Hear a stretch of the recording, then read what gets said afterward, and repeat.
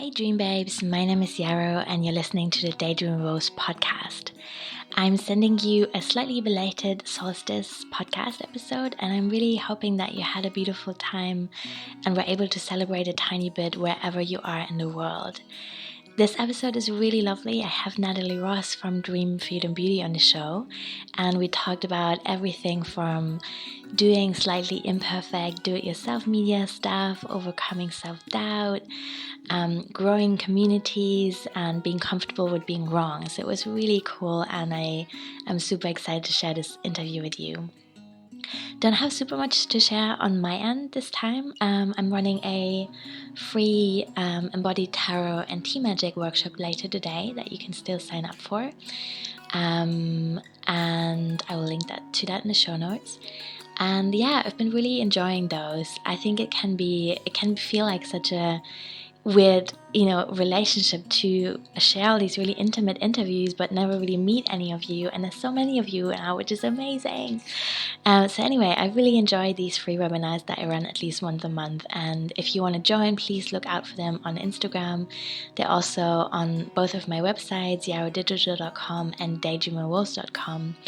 And the next one that's coming is on the 8th of July, and that's going to be a workshop on newsletter marketing. So many of us have been talking about how social media keeps changing, and it can be quite hard to just stay on top of the rules in air quotes all the time. And I really think that, being connected through a newsletter is such a beautiful and intimate way of sharing thought and being in touch and supporting small businesses. So yeah, join me for that if you're interested. Join me later if you want to talk about tarot and tea magic, and most importantly, please let me know what you would like to talk or learn about, because I'm really keen to know and to create things that matter to you. So there's a new feature on Instagram, for example, that's called Instagram TV, and I'm like, oh, so excited. So basically it means I can upload longer videos that you can watch on your phone if you want. And I don't want to do something boring. I feel like my first video should be something really cool that's kind of useful to you in some way. So I would really love to hear from you, to see what you would like to hear about and know more about, and then I can make that happen. Okay, I'm wishing you a beautiful Sunday, and I hope you will enjoy today's episode. Bye! Hey everyone, I have the absolute honor and pleasure and the delight, if that's a thing to say, I'm not really sure, to have Natalie Ross on the show with me. And you probably already know her. She's running the Dream Freedom Beauty podcast, which I came across more than a year ago. And I've listened, I'm fairly sure I listened to probably like 90% of episodes, and just came across really amazing people. So I have so much gratitude for Natalie for bringing this community together, and for being such a beautiful host, and for really holding space for people to have, to tell their own stories. And I know that's something that's, there's real magic in that. It's really brave to message people and be like, hey, I love your work. Can you be on my show and stuff? So yeah, it really inspired me to start the Daydreaming Rose podcast as well. And I always get excited when new episodes come out, and I know that Natalie has a lot of plans for this year, and I'm really excited to kind of hear a little bit about that. And it's also just great to have a show host on the show and kind of turn the tables a little bit, and talk a little bit about what it means to build a media platform and have a business that feels good and authentic and is sustainable. So yay, Natalie, thank you so much for coming to join us. I would love to open with my first question, which is, can you tell us who you are and where you are in the world right now? And maybe also tell us a bit about what nature is like around you. I would love to, and I'm just smiling from your intro. I love that. Thank you. I didn't realize, gosh, oh my God, I'm just like, can we just dive right into I always want to go like right into the heart of something, but you know what? I love this question because the nature is so key to who we are and where we are. And right now, I'm Natalie Alexandra Ross. I live in Durham, North Carolina right now. It's 2018, January. And outside of my window, I am looking at a beautiful, wet, gray day that is turning to a beautiful sunny day as we speak. It's one of those magical, weird days in January here where last week it was like in the 20s, and today it's like going to be 70 degrees Fahrenheit, which for Celsius people, that's like a nice I don't know, like a summer day in Northern Europe. So, it's just a really weird space to be in the middle of winter here and to go outside and put my bare feet on the ground and be in my robe with my bare legs and not be cold at all and just be looking at winter and feeling like spring. And I look outside my window here and I see trees, and then across the street from me, I'm so fortunate to live across the street from a park. It's our neighborhood park, and it's got a giant pond or a tiny lake. I don't know. It's like a glorified pond, but it's my spot. It's my water, which keeps me so nourished spiritually. Like, I have to be around water. I grew up around water, and my guides just supported me so well in being able to live here in this spot. I live in the Piedmont of North Carolina, where it's flat and there's no natural lakes. And so I was just somehow ended up here, right across the street from a lake. And when I'm recording my podcasts, I'm actually staring out at the lake or at the trees or at my gardenias or at this beautiful crystal on my desk. And so, yes, this plays a huge part in my daily life. And just want to send a shout out to all my nature being friends out there on the land. They really do help create the space and the vibe that allows me to do this work. And it's our relationship together, me and the nature spirits of this land, that I feel really guides a lot of my ability to be able to do this work.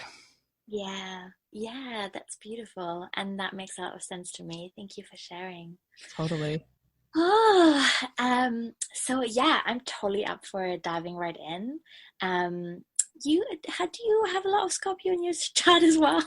Just Let's checking. see. I have, oh my God, let me tell you about my Scorpios. I have a lot of Capricorn, Scorpio. Where is my chart? I'm just going to pull it up right here because I can. I got, let's see, Sun in Aquarius, Moon in Capricorn, Mercury in Capricorn, Venus in Capricorn, Mars in Scorpio, Jupiter in Capricorn, Saturn in Scorpio, Wow. Neptune in Capricorn, Pluto in Scorpio, and then Wow. Uranus in Sagittarius and rising Taurus. So I've just got this, that's my fun little mix right there. Yeah, that's a really cool chart. Wow. I would love to visualize that sometime, but yeah. Thank you so much for sharing. That's cool. So I would love to take you up on diving in the deep end. Okay. And I would love to speak a little bit about your podcast first, because it's really grown so much last year and it's become this beautiful community for people to get together and share magic. And I think there's so much healing in both storytelling and also this recognition that we're not alone in what we're going through and what we're experiencing. I think that, yeah, that just can make such a difference in people's lives. And I really, really love podcasts as a medium so much as well, because they're relatively cheap to produce. I mean, there is a lot of work that goes into it and software and all of that, but it's not the same as starting a paper print magazine, for example. Right. And I find them to be really accessible as well. I am someone who really tries to be discerning with the kind of media that I'm consuming. I'm not watching TV very much, and so yeah, I really love podcasts, and I love that we can take them into our most private spaces. I'm thinking about, like, as a last thing before sleep, for example, lying in the dark with my little dog and listening to some episodes. That can be a really beautiful end to the day for me. So yeah, just wanted to say thank you so much again for creating this and acknowledging that it takes a lot of courage to be like, yeah, I'm gonna do this new thing I've never done before, and I'm gonna really give it my heart and my blood and my energy, and I'm gonna believe that the people will come, once we create it. And that's just great. So I would love to hear a little bit more about what that journey was like for you, and yeah, how you came up with the idea and how it's been changing over time. Just thank you. And you reflected something. I mean, you hit the nail on the head there with really what I feel is the number one thing that I bring to people, which is the acknowledgement that they are not alone in what they're going through. And that is essentially what drove me to start the show. It was a late July afternoon in 2015, and my sister Lizzie, who used to be the co-host, and I were talking on the phone. She lived in Nashville, Tennessee, and I lived in Durham, so it's about 8 hours driving distance. So it's not like we could just go hang out. So we were talking on the phone, and we were really missing each other, and we were lamenting about how we just felt so alone, and just like there was nowhere to really turn to for the kind of guidance and answers and conversations that we sought around being empathic, being intuitive, feeling this urge from our bones to connect more deeply with nature than we even knew was possible. Just something spoke to us so deeply, and yet we had no role models, really. I mean, we looked around and there were plenty of amazing people doing amazing things, but in our personal lives, in our one-to-one connections, we didn't get to ask the questions we wanted to ask of these mentors, and we didn't have the money to hire them as coaches. I mean, I was a grad student getting my master's, and she was a musician, and we were both just living, So I remember we had this conversation on the phone, and we were like, well, what if we just pooled our resources and, asked people we admired to just talk to us privately on the phone, and we can ask them questions. And about 5 minutes after that, I was like, Lizzie, what if we made a podcast and just did it publicly? And that's essentially the seed that was planted. I guess that's when it really germinated, because I feel like that seed had been planted a long time ago, but I had no idea how it would germinate or what it would look like or what it even spoke to. I mean, actually, I honestly should go back because I really want to encourage anyone who's listening who feels like they want to start something, but they feel like that has to be the right thing. Like, I know a lot of people, I myself have been here, can get stuck kind of spinning their tires on oh, I have to start the right thing. I have to wait until I find the exact right thing and then I'll start. But really, I had actually felt this urge to connect, and to share over the internet, which I love the internet. Let's just be clear there. Years before, and I was studying soil science, and I had started this little, I'd done multiple things. I'd done photo projects where I would go take pictures of local farms, and I would take soil samples, and I would have them processed at the lab here. And then I would analyze the soil samples and make recommendations based on my knowledge of, organic farming practices. Mm-hmm.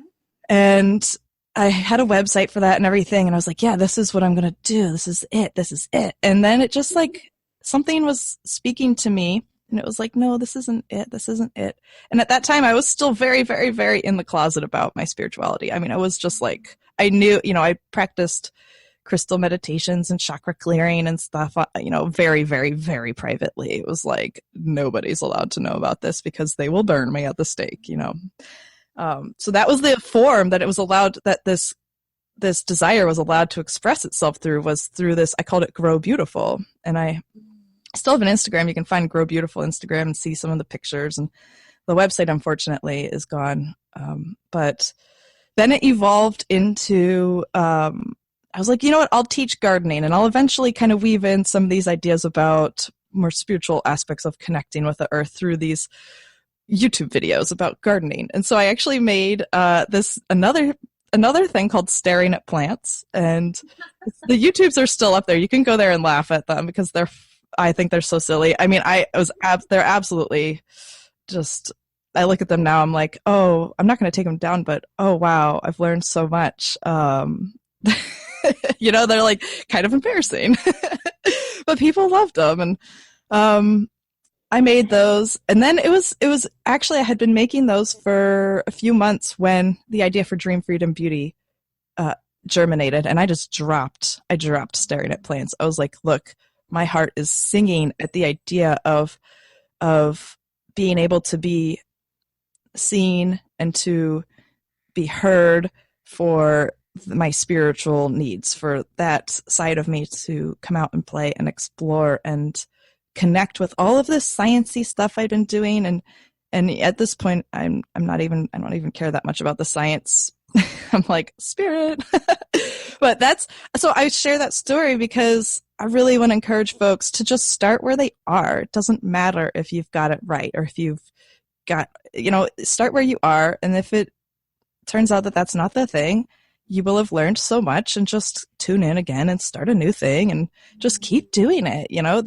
I even feel with Dream Freedom Beauty, like it just recently showed me that it wanted to undergo a transition, and I kind of had to clear the whole table of what I thought it was and let it show me what it wanted to be now. So there's this continual process. It's not just this like set it and it's done. This is a journey that we're on when we're here as creators and expressing these things. So yeah, there's my long answer to your question. That was wonderful. And it touched on a lot of things I feel really strongly as well. This idea that there is constant evolution and doing your own thing, and like, starting something, be that a project or a creative expression of any kind or a business, I think it's such a journey in itself, isn't it? Like we come up against so much stuff, and I am really grateful for the intensity of that, because I think I felt incredibly restricted as an employee, and I wasn't really good at it, and I was really struggling in many ways. And I'm also struggling as an entrepreneur, clearly, sometimes. It's hard. Let's say the struggle is real. The struggle is totally real, yes. But worth it. All of that is very real. But most of the time I can really appreciate the depth and intensity of that, and stuff coming up like self-doubt or anxiety about future stuff and money, or tech challenges, and just like the endurance that you have to bring, and the openness and the flexibility to things changing, be that from the outside or internally, because things feel like they need to shift. Really, I just love it. It's hard and I love it. Right? Yes. Yeah. I want to speak to that self-doubt too, because, this is kind of hard to put into words because it's still so kind of like nebulous. It's going through a transition within me. But I still struggle with huge amounts of self-doubt, and especially with, so many things coming to the surface on a global scale around injustices and all of, just like everyone's waking up. And it's funny because I'm excited about it, but it also instills in me some really big, scary self-doubt about, am I doing it right? Am I like oppressing people by what I do? And it's so, it can be immobilizing. And, the only way I've found through it, two ways, is continuing my meditation practice where I connect with source and I connect with the divine.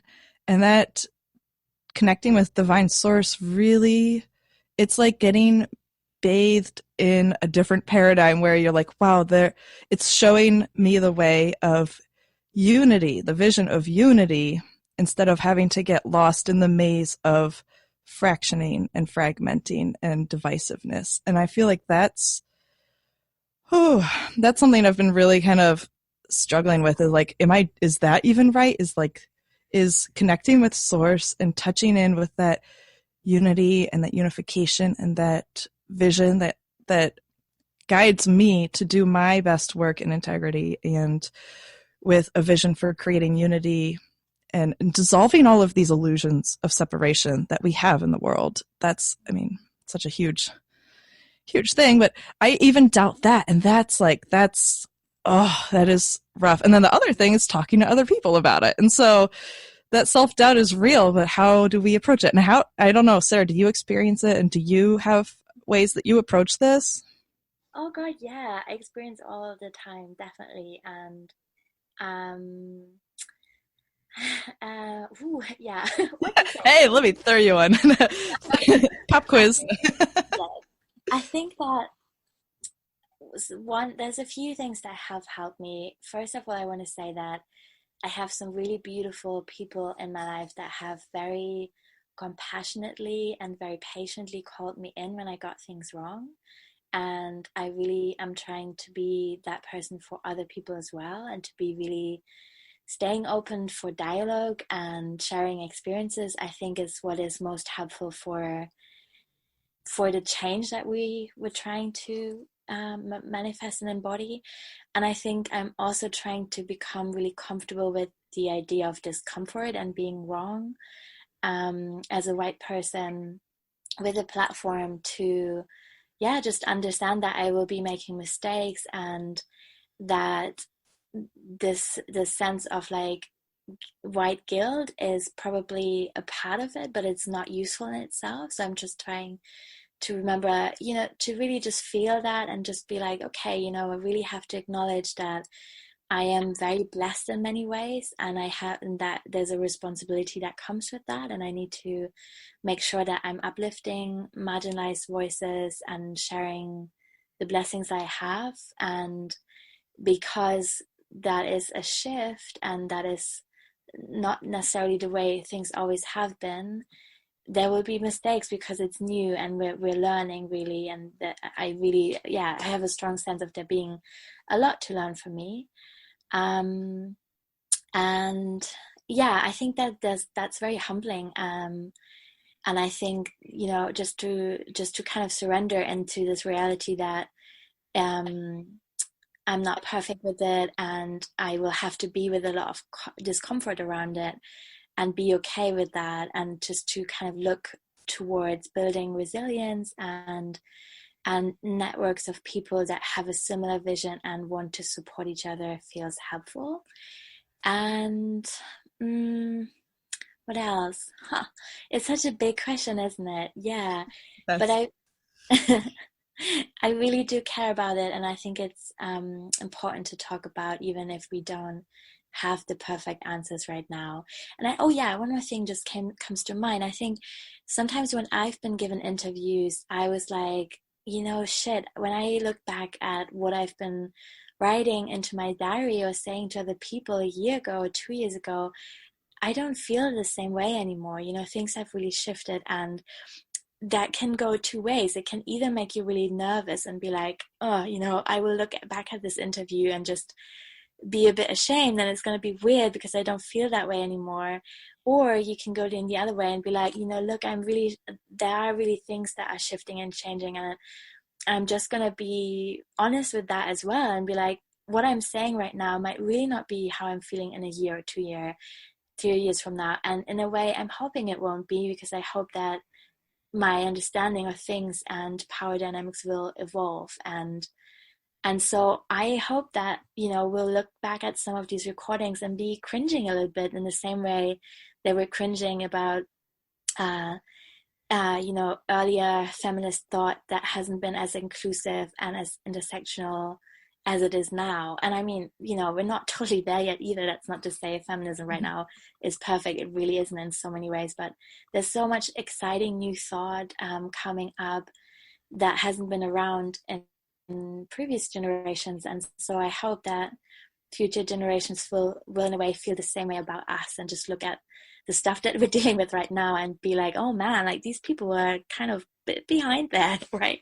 So I'm excited to to see that happening. mm. And I think one thing you pointed out there too is so big, which is being willing to be with the discomfort, and being willing to not always feel amazing about it, to just be with that and not have to try to force it or push it or resist it into being something else, but really being with it. And then even, that's an entry point. Like that discomfort is an entry point into a deeper inquiry, and following that thread of what am I uncomfortable about and why, and where is it taking me? And like, where is that taking me to my deep-rooted beliefs and my conditioning, and how is that being reflected in the outer world? And like that one point of discomfort is a gateway into the illumination of so many different possibilities from what you're currently holding. Does that make sense? Does that, or did I, it's kind of really esoteric sounding sometimes, but no, that makes total sense. And I'm really also excited to see how through creating media together and like speaking to each other, we're creating new pathways of things shifting and things coming through. I think that our world has really exploded in some ways with the digital networks that we've created. So I think there's so much that we can't even imagine right now, and I'm just so excited to see it. Yeah. Totally. That's one of the beauty of podcasts is really anyone can make one. And if you have access to a place to record your voice, then you can make a podcast. Like it doesn't have to be perfect, shiny, squeaky clean. And that's, I think, one of the beautiful things is as more and more of us realize, like, oh my God, I can amplify my voice through this outlet instead of just feeling like I'd have to battle the major news corporations in order to be heard. That's so powerful. Like literally anyone in this age who has access to a place to record their voice can do it. And if you are sitting there thinking and listening to this and being like, oh my God, I've wanted to do this, just hit record and do it, and mess up 1,000 times, whatever, 100 times one time, publish it raw as it is, your first recording. It doesn't matter. Just start. Just do it, because your voice is so worthy of being heard. And I think that's something that's so beautiful now. And that's something I really want to help people realize is these airwaves don't just belong to one set or class of people. Like no matter, like anyone who's feeling that urge, just do it. Just do it. Do it. Yeah. I really hear you on the imperfection and that being totally okay, and the beauty in us giving each other permission as well. I have, to be honest, I'm still not totally on top of my technology with this podcast sometimes. Not all recordings have the quality that I wished I had, and I just haven't had enough time, I think, to really think about which platform, Zoom or Skype, is best to use, how best to edit, and I'm figuring this out as I go along. And so if anyone listens back to earlier episodes or even some in-between ones, sometimes there's like a weird noise in the background, and I've changed the intro a couple of times, and I right now really want to change the channel art as well, so the little graphic that comes up when you see the podcast, and I just haven't had time. And I think I totally agree with what you said, that really anyone can do it, and it's important that we really reclaim this idea that our voices matter and we deserve to be heard. And at the same time, I think sometimes it's and this can be true in parallel, it's not challenging this idea, but I feel it's also important to acknowledge that the headspace and the time and energy isn't something that we have equally. Even though the technology has become so much more democratic, there's been definitely times in my life where I was studying full-time and working full-time on minimum wage, and I wouldn't have had the same chance as I have right now to, think about stuff like, what colors do I like for my branding? Who would I want to interview? And so I think for me, there's definitely been times in my life where I wouldn't have had it in me, even though the technology and the access was there. And it's been a long journey, and I think that's just important to acknowledge. And I think there's a flip side sometimes, in like, I think, yes, I really want people to dream bigger, and I really want everyone to know that their voice matters, and I want these voices to be heard, and I am so grateful for the technology that we have. But at the same time, I don't want anyone to feel guilty if they're just like, you know what, I right now just have to like keep my job down and take care of my body, and I will keep this little seed in my tummy, and I know there's a podcast in me, or there's like a zine in me, or a blog. And there's no time pressure really. This stuff can sometimes just need some time underground until it's ready to come up. And I've learned a lot of patience with myself and my ideas this last year, because I really sometimes also came to the limits of like my exhaustion and my wish to create. And it's a fine balance, and I think it's something that we're not being taught about a lot under capitalism. So just to kind of be patient with ourselves, because it's so big and it's so new and it's so exciting. Yeah. Definitely. And I do agree that can be parallel, and all of those points are valid and key. And I would also add that there's a lot in there about assuming that it has to be a certain way, or it has, I think that a lot of, because I've been there with the exhaustion. I've been there with being the grad student or the undergrad student who like can barely pay their rent and eat, and, has to actually like take out loans to survive while I go to school. And I've been there with that, and it's overwhelming and exhausting. But even then, without, I had quite a perfectionist in me who wanted it to come out perfect. And I think that there's a lot of really, I don't know where I'm at with that still. 'Cause yeah, it does matter for the look and feel to be aligned with, what that spark of inspiration is, to not just like disrespect it and just throw it out into the world and be like, here you go, but to really nurture that seed and let it sprout in its own time. And at the same time, I would challenge people who feel exhausted and overwhelmed and like there's no time or space to take 10 steps backward from that end product and ask themselves, what's that 10 steps backward? What's that step? And take that step, because you don't have to just leap from here to finished product. You start by taking 8 minutes to write down some thoughts that come through your heart in a moment of inspiration. Like taking a break. I've done this. Like I had a crappy ass job. I pretended I had to go to the bathroom, would go in the bathroom and write down this inspiration that came through. And it wasn't even until like 8 years later that I ever did anything with it. But as long as you start to give yourself permission to have even the slightest sliver of space and worthiness around that, you're going to start nurturing that seed that will grow into whatever it's supposed to be, whether that it's going to grow into your ability to be a badass mama, or whether it's going to be like you are a public media figure. It doesn't matter what it grows into, but nurturing that and really just I challenged people's idea that it has to be all finished and perfect and beautiful. Start 10 steps backwards from where you think it needs to be, or 20, however many steps you got to go.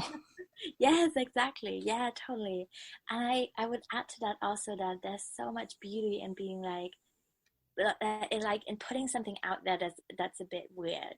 I think Yes. weird has really become a word that I'm trying to inhabit and embody and embrace so hard, and it feels really liberating. And I love it anytime I see something that feels really authentic and is in some ways imperfect, and because it's permission giving to other people, and it shows me that someone has been up for really sharing what's true for them in the moment, and they had the freedom and the liberation to not care about it being not perfect, or to not worry about what other people think that have different standards or expectations or ideas. And that is so fucking cool. Like that's so needed. And so yes. Mm-hmm. All the things. All the things, yes. I would also, there's so much more in this, but I also meant to ask you kind of what a typical day for you looks like at the moment. I'm really interested because we have so much freedom in how we structure our days, and that can be great, but also it's like, what do you do? There's so many ways of running a business. How do you do it? I want to hear your version. Okay. I'm going to give a caveat and disclaimer before I share my day. And Okay. this directly relates to what we just talked about with giving yourself, even a sliver of space to tap into that inner voice, that inner dream, and just let it come up and awaken in you for even a second. Because going back to, being a student and being anyone who's subscribes to my self-care club newsletter will get the quite a backstory about my journey. I've had so many lows, so many just like I can't possibly survive moments. It was just, as someone who's had chronic fatigue and just like kind of a messed up body my whole life, I just couldn't output at the pace that was expected of me. It's like crushing. I've been so depleted that the way I live now is totally different. I've cultivated this current lifestyle that I'm about to share by allowing myself those slivers of just truth and honesty and desire to shine through, and then letting that grow. And it took many years. So if you're not experiencing like this kind of lifestyle that I'm about to share, it doesn't mean it's not possible for you.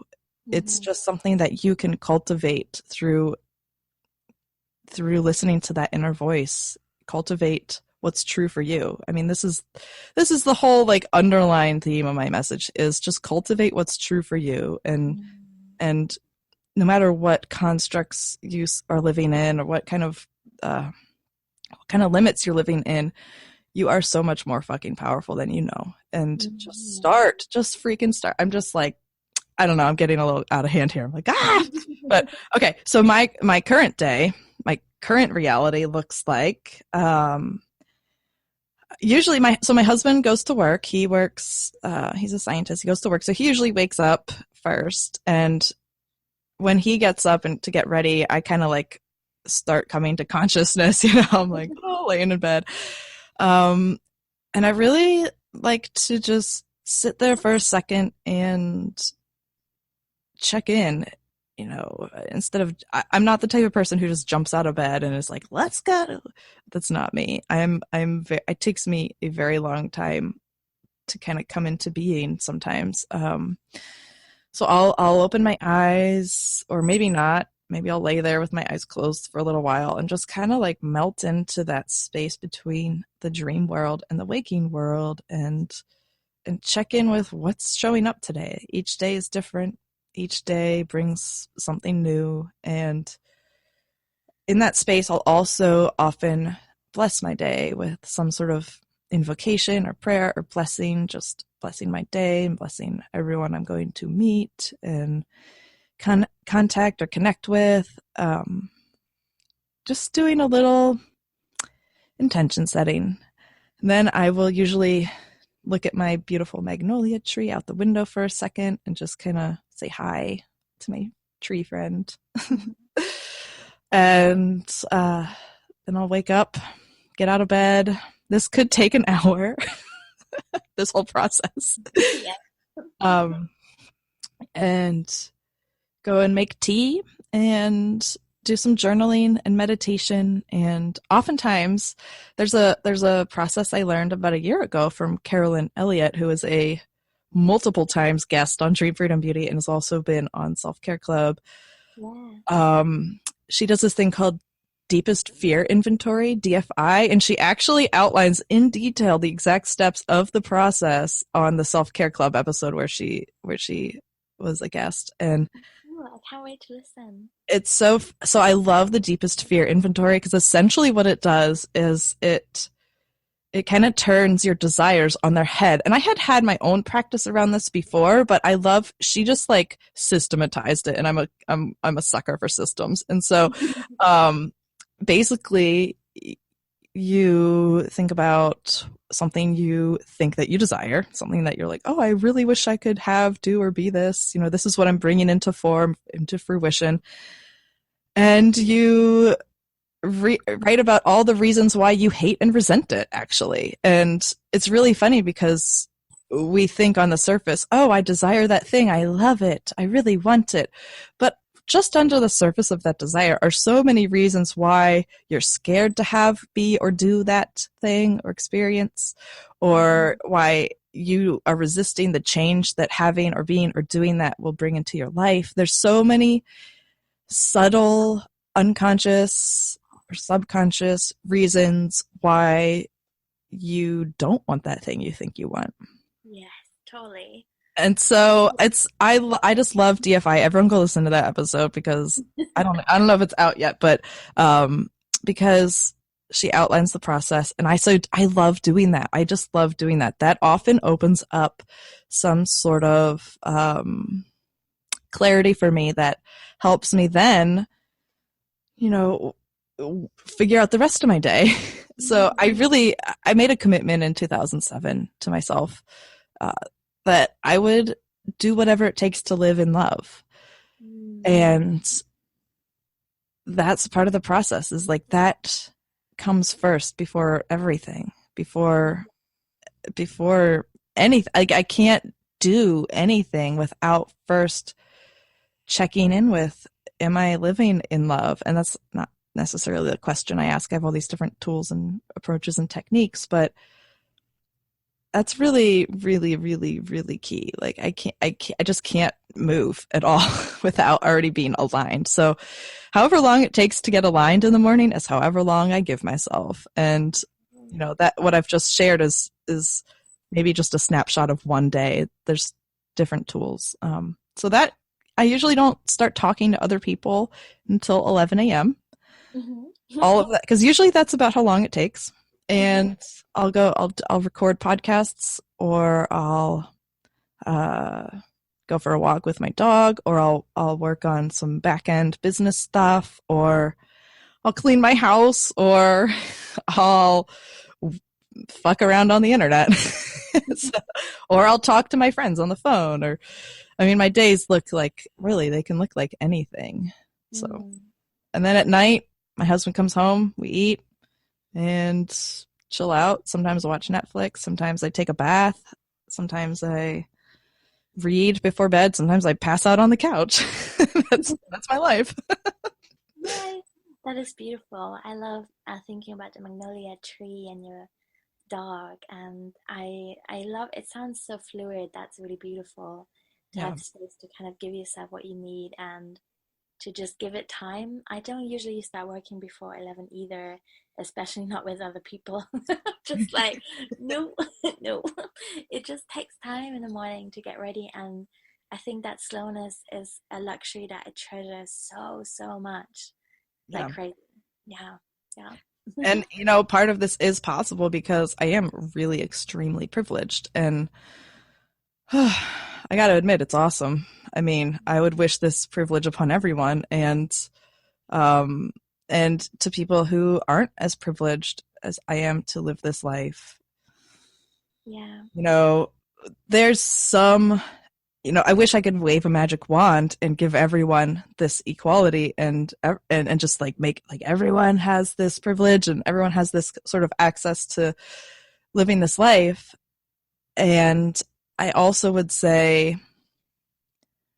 what's calling to you, even if you don't exist in this privileged paradigm that I exist in, what's calling to you? And don't disbelieve its possibility just because of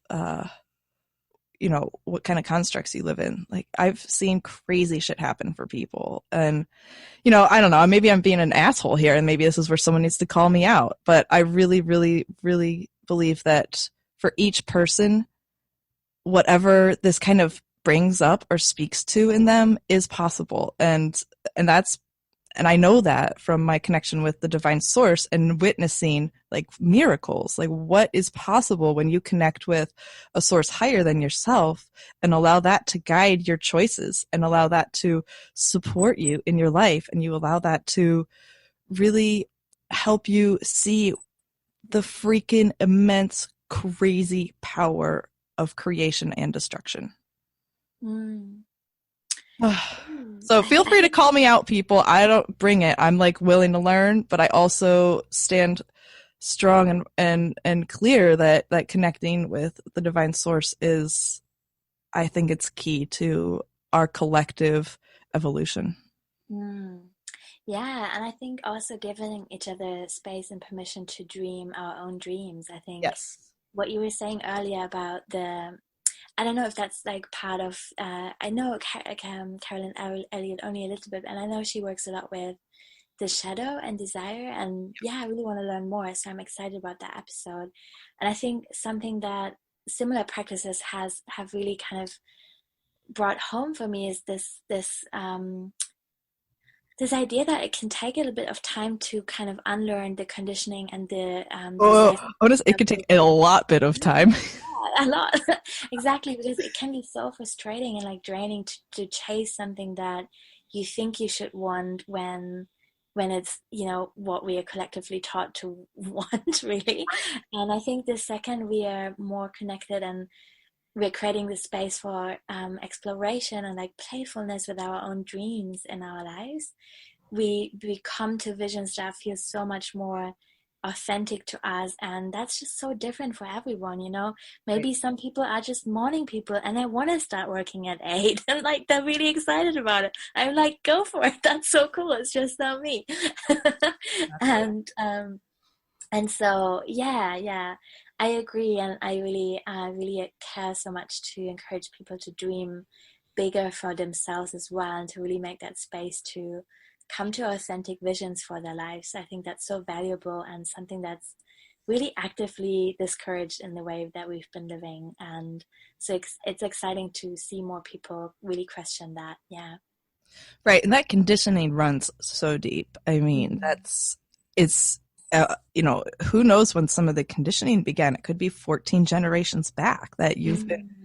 you know, that your lineage has been embodying certain beliefs, and here you are now in a conscious awake state with tools to investigate that conditioning and Mm-hmm. to really examine whether it's true and whether something else is possible. And that's the beauty and power of doing shadow work. Mm-hmm. Yeah. Yeah. I mean, this is again another conversation that we could have for another couple of hours, but there's a few things that I really want to talk to you about as well, and I don't want to deprive anyone of that. And Sure. also I want to be respectful of your time, but can you Yeah. maybe tell us a little bit more about like your vision for Dream Freedom Beauty and like what you're wishing for the year, both for yourself, for the podcast, and for us collectively? I would love to hear a little bit about that. Sure.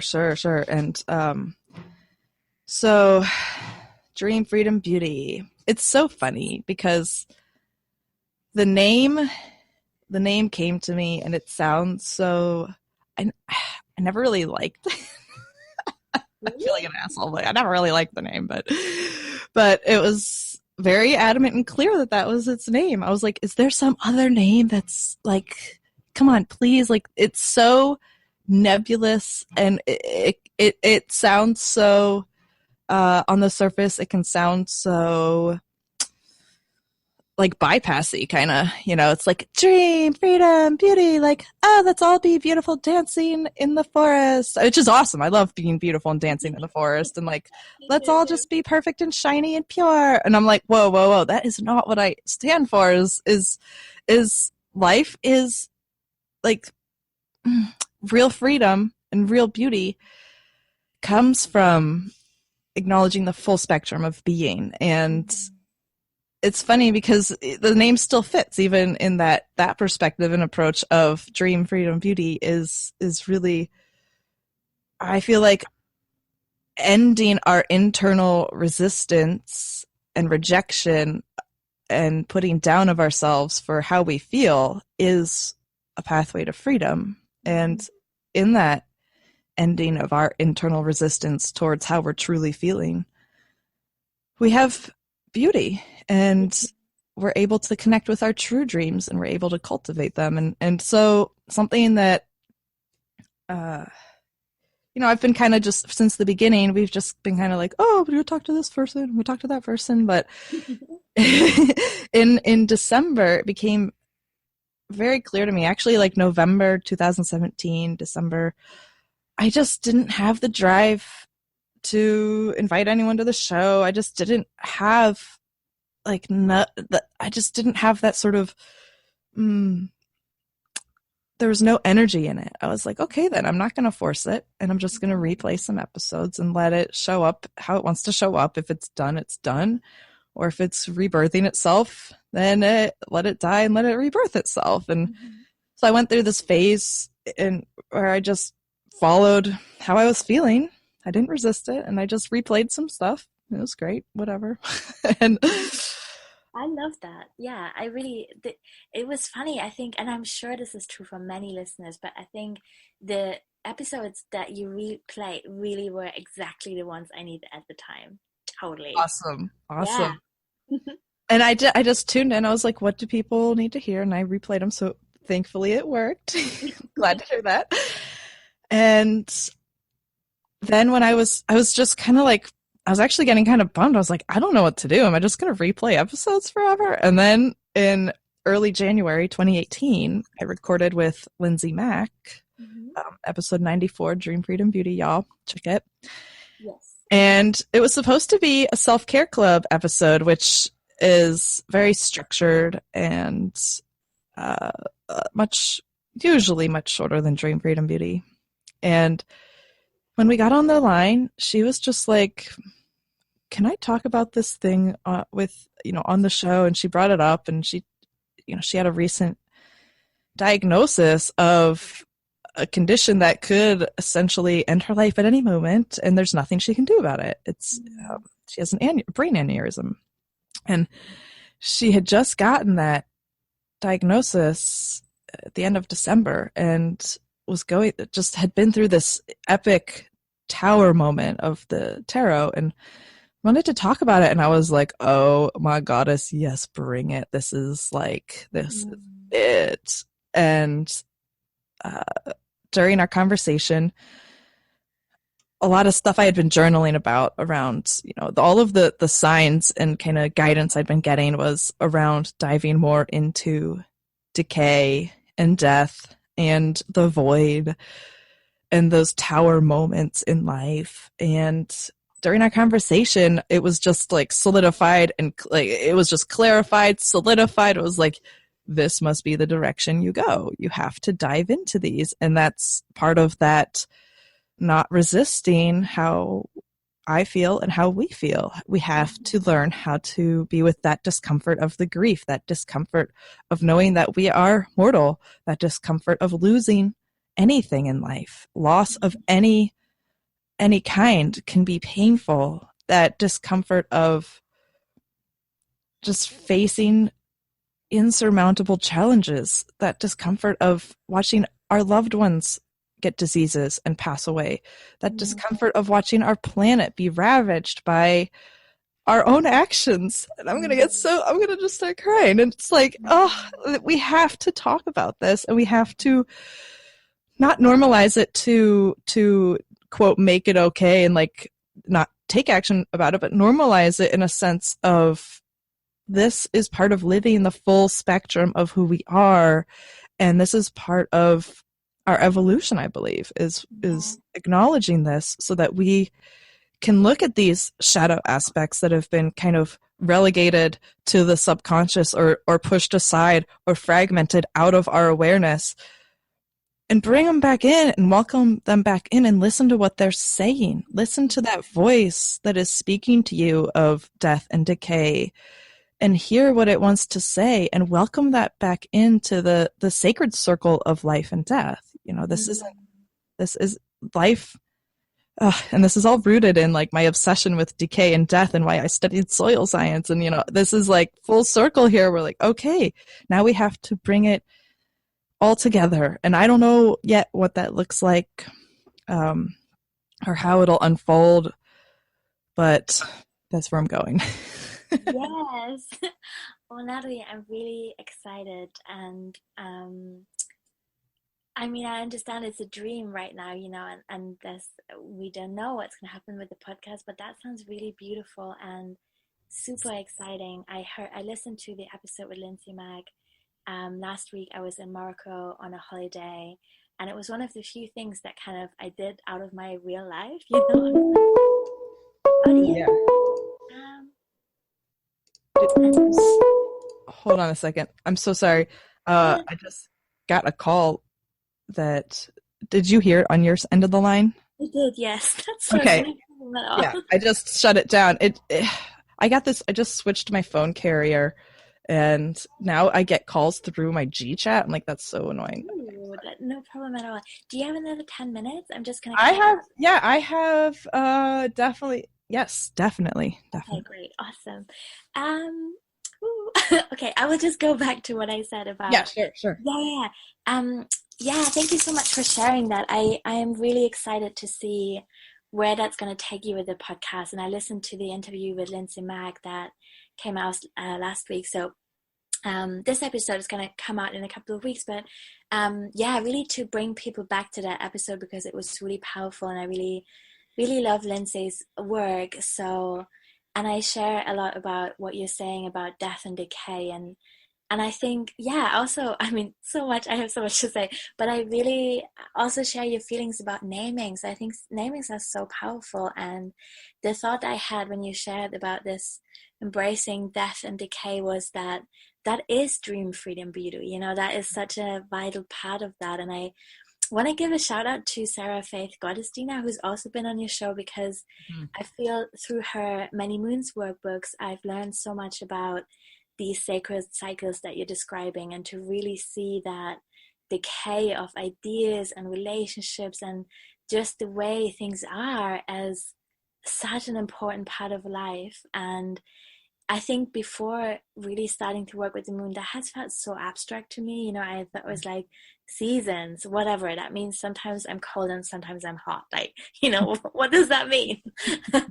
And I think many of the practices that have been shared on your podcast and in the Many Moons book have really brought that home to me. And so I think that is that's such a beautiful start to the year. And I'm so excited to see, how that's going to take shape. And yay.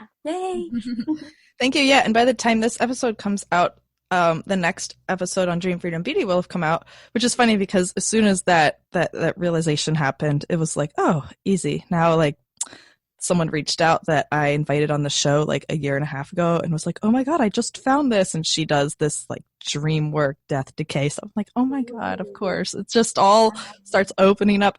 But by the time this episode that we're on right now comes out, episode 95 will have come out on Dream, Freedom, Beauty with Hope Cross December, who is caring for her husband with ALS. And, you know, she's been through some dark nights of the soul with watching her husband die and with having to face her own insecurities and judgments and just deep stuff in the, you know, as his caretaker and as his lover and wife. And just, oh God, I love talking with her about this because it's, you know, she's got, from a very young age, she's had to watch death happen before her eyes, like this decaying of life and vitality into this, you know, weakened state that ALS brings, and into this inability to even snug her husband. Like, she can't even snug him because it could wound him. It's like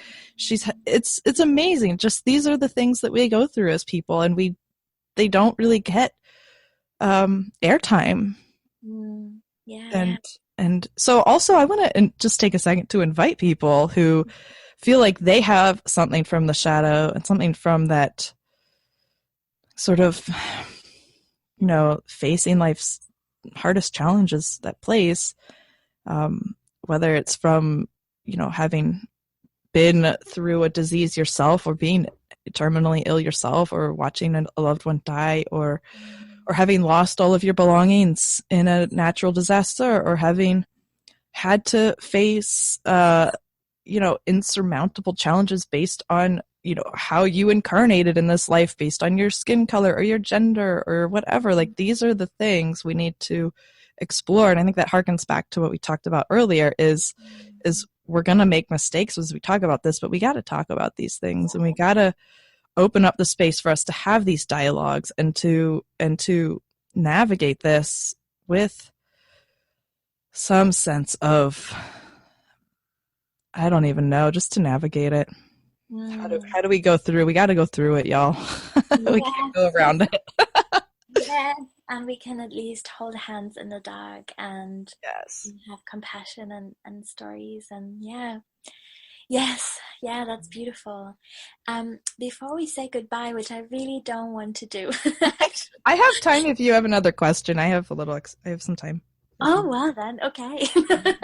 Um, I would, yeah, maybe let me ask you one more questions before Yeah. we go. I would love to know how your life has changed now that you have a media platform and kind of more public social media profiles. It's something I've been thinking about a bit recently about like the sense of privacy or the lack of privacy and what we share and how we share and yeah, how does that feel to you? What's coming up for you right now? I'm going to laugh because every single day I want to just run into the woods and hide. Yeah. It's, I have, back in 2 years ago when we launched the show, it was, my community was literally me and my sister and my therapist. That was my community. And I was so eager to connect and be seen that when people started listening, it was this high. It was like, wow. And it was so healing. And 2 years later, now there's thousands of people listening, and there's thousands of people that read the things I write and hear the things I say, and it's actually terrifying. And beautiful though, isn't it? Both. It And it's is. really, yes. Yes. Yes. Terrifying and beautiful and um weird. It's weird. I just was on vacation in Asheville, and it's not often that someone recognizes me because I'm a voice, I'm not like on TV or anything. I'm not posting my face on social media. Um, and not that those things are bad, but it's just for me, I'm such an introvert who loves people. So I'm like, oh, don't look at me. But then I was in this store, and as I was checking out, this woman was like, "Are you Natalie of Dream Freedom Beauty?" I'm like, "Yes." And I was started crying. I was like, "Oh my God." And it really shook me. It's like, wow, there are thousands of people in the world who know my voice, who like know me to an extent, who hear me and who have been changed by what I do and affected by what I put out there in the world. And it really, like, knowing this really has made me slow down in my public sharing. Not that there's anything bad about it, but just I feel an immense responsibility to be in my utmost integrity when I post something publicly, because it's going to have an effect on people. And even in my private everyday life, I want to be in my integrity because I'll have an effect on the people I come across in my everyday, just like normal actions life. But knowing that, I mean, it is power. I have the power to alter and affect someone's reality. And it's scary. I mean, that's a lot of pressure, and I actually, it's really scary. It's really. How about you? Do you feel this? What do you feel about this? Yeah, I feel this too. I feel, yeah, like I said earlier, like the sense of like there will be mistakes and I sometimes cringe about things I've said a while ago. And yeah, there's definitely anxiety around making mistakes and at the same time a really big sense of gratitude for having this platform. And I think, I mean, the platform itself, that sounds like such an abstract thing to say, but I think on a more practical level, it means that I get to talk to people like you and other people that inspire me, which is such a gift. And it means that I get to spend some time just talking to people online and making connections, which is so beautiful and yeah, really is enriching my life in many ways. And I think so that, the gratitude for that really outweighs it. But I also, yeah, have some feelings around privacy, I guess. I um I share a lot. I think I definitely have like a little bit of awkward sense of being an oversharer amongst my friends, because sometimes naturally then people will know stuff from an Instagram account that I haven't told them yet personally. Because I often share, I wouldn't say impulsively, but like in the moment, I'm just like, I'm experiencing this thing. Oh my God, you know? And so, yeah, sometimes there's then catching up to do in private conversations, which can be really awkward. But I wouldn't want to miss it. I'm interested in growing into it and learning more about that, and yeah, having conversations about it. Yeah. Yeah, definitely. And hearing you say this is actually kind of clarifying a piece of it for me, which is, it feels like I love the internet. Mm-hmm. I like even met my husband over the internet. Like I'm a total internet everything. I'm like, internet, yay.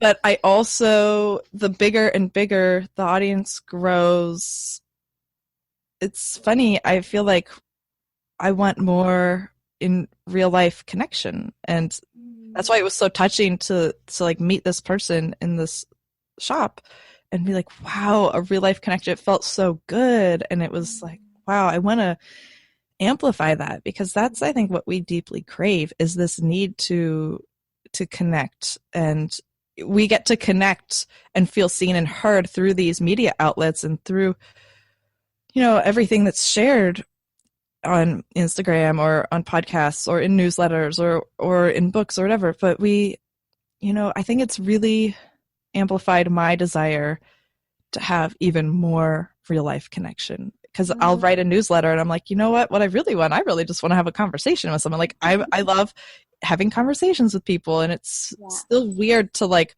have these kind of like snippets of conversations where I'll send out a newsletter and get replies back that I love. I love them. And it's still like, wow, I want to like go have tea with them, everybody, and have a real conversation. Like, let's actually talk instead of me just sending out this newsletter. And I really struggle with that, because it's also like, as a business owner and as a media producer and as the like hostess of the show, I'm like, okay, where's the line between the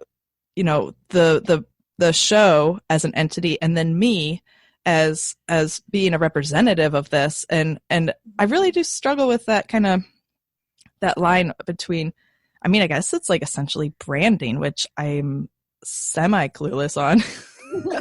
but it's like, where's that line between this is me sharing me versus me bringing to fruition this vision that's dream, freedom, beauty? And I don't know, maybe getting some clarity on that would help this whole situation, I think. So that's I often will think out loud. And so everyone who just listened to my thought process, I hope you followed. But yeah. Okay. And I think, just naming that sometimes brings the clarity. I have no doubt in any part of my body that this clarity is going to come for both of us. And yeah, I really hear what you're saying. And branding is such a funny one, isn't it? Because I'm also a web designer, so I talk to my clients about branding a lot, but also reject a lot of conventional wisdom around branding, I guess. And like really care to make visual presentations feel really authentic and let them be easy to handle, and just be playful rather than restrictive or like perfect. And yeah, I think I don't want to go on a long tangent here, but I will just say that there's a whole nother podcast. Oh God, yeah, exactly.